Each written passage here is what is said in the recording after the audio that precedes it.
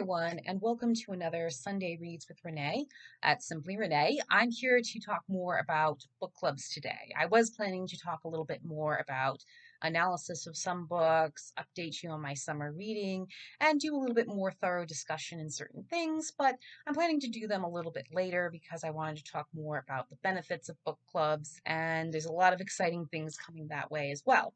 But with book clubs, I do think they're very essential. I'm part of three of them right now. Romance book club, a mystery thriller book club, as well as a book club with women where we go to breweries to really discuss different forms of books. But today I'm going to talk about the benefits of joining book clubs, and I'm going to reveal a few books here in this video. So please be warned that there will be spoilers, and if you don't want to be spoiled, then please be sure to read the books and enjoy them, but spoilers are ahead. So one of the things about book clubs that I find very important is that it does engage us in discussion, sharing different perspectives, and also critical thinking. And I will say that when I've read books, I've had my own ideas, but sometimes other people give good perspectives that I really enjoy. Now, what I do see as the benefits of book clubs is that you can share perspectives and critical thinking. So it's more than just social engagement and reading a book. It's also creating all of those perspectives as well.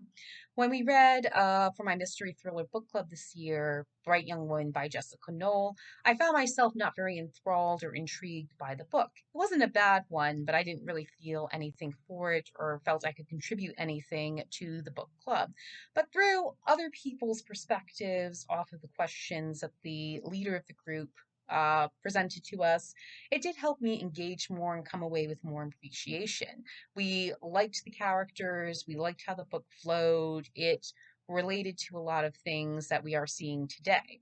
Now, for those of you who are unaware of what Bright Young Woman is about, it takes place in Florida in the 70s and beyond, where it talks a little bit about women who are these bright, young, beautiful ladies who have their whole lives ahead of them until tragedy strikes by a psychotic individual. And I won't go into too much detail just because I don't want to get flagged by YouTube, but it was very interesting to read it because it really showed a lot about women finding strength with each other, learning to really move forward in life, even though they've had tragedies happen to them.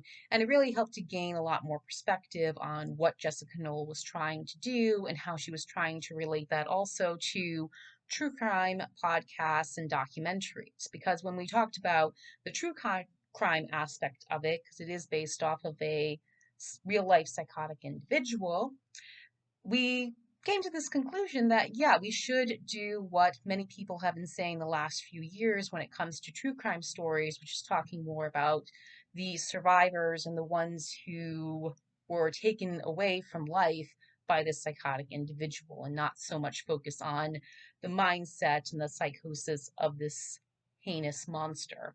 And I think that was a very good perspective to have as we go forward, especially with a lot of true crime podcasts and documentaries.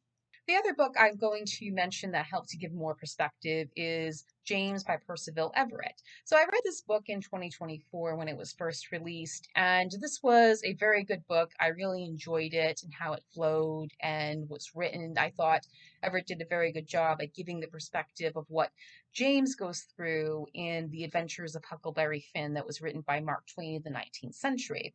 And this was a really good book to give that perspective of what James goes through as an enslaved person, as well as even the horrors of it.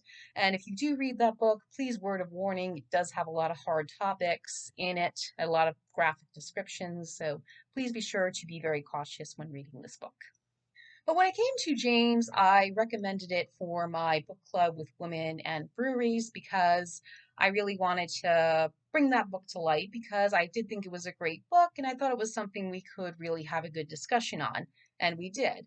It was an excellent discussion on just just what James goes through, our discussions of the enslaved and how it's written in fiction books, as well as what could be presented in order to gain those perspectives and really present it to the world. And something that was very interesting to me is when we had this discussion that I had reread it of course, this year. And it was an interesting thing for me because when I first read it, I didn't really like the original ending. Just given everything that's in this book and all the tragedies, I honestly thought it was going to go in that direction of a very tragic ending instead of the more uplifting ending they suggested at the end.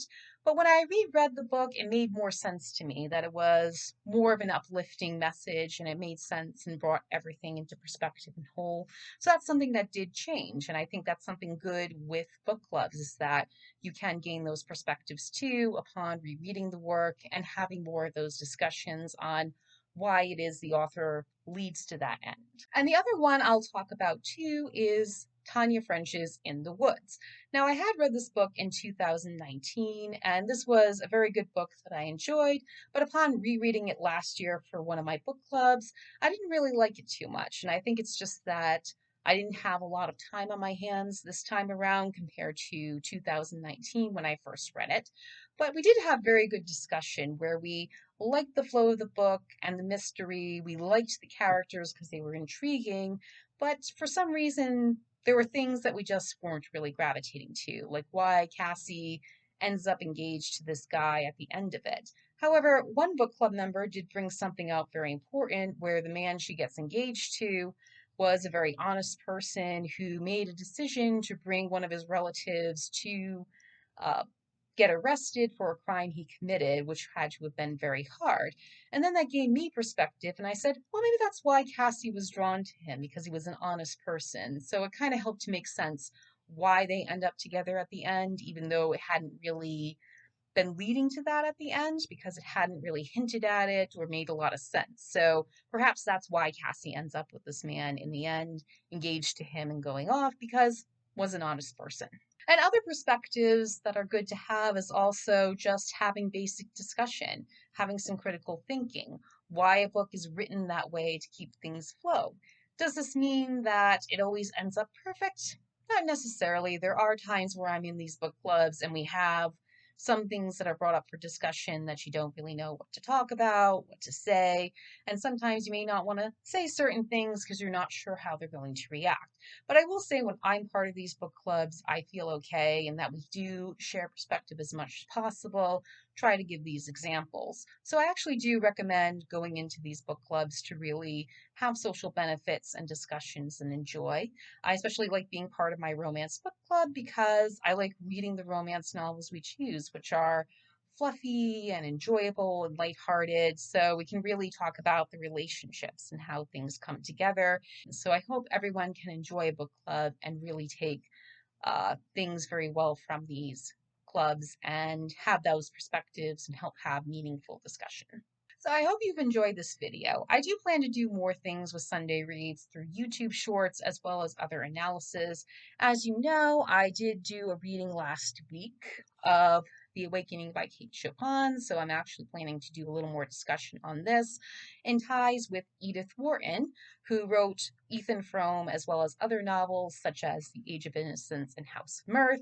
And the reason I'm doing that too is because I recently did a video on some day trips. I had gone to her home, the Mount in Lenox, Massachusetts, which was excellent. So I have some perspective on that in regards to a couple of questions they left in the House Museum when I went there.